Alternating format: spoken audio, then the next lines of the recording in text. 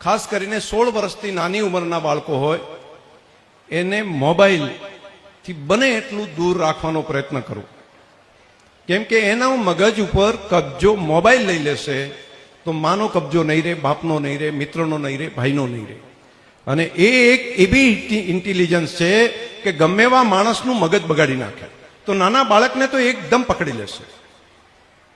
તો એને તમે એવું નહીં કરી શકો ઝૂંટવીને લઈ લેવાનું, નહીતર એ તમારાથી વિપરીત જતો રહેશે. એને સમજાઈને એને પેરેલલ બીજું કંઈ કામ એવું સોંપો, એની સાથે એટલો ટાઈમ પાસ કરો જેથી કરીને બાળક મોબાઈલનું સોફ્ટવેર એના ઉપર કબજો ન લઈ લે.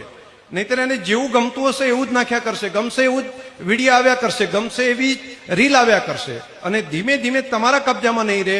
એ બાળક કોઈ અમેરિકામાં બેઠા છે, કોઈ બીજા દેશમાં બેઠા છે, એવા કોઈ વ્યક્તિ એનું માઇન્ડ ચલાવીને તમારા સંતાન ઉપર કબજો કરી લેશે અને એ ભવિષ્યમાં તમારી પાસે નહીં રહે. આ સદીની સૌથી મોટી થ્રેટ એ આ પ્રમાણેનું સોશિયલ મીડિયા છે, એઆઈ છે. તમને લાગશે કે આમાં ક્યાં ધ્યાન દેવા જેવું છે? આ સૌથી અગત્યનું ધ્યાન દેવા જેવું છે.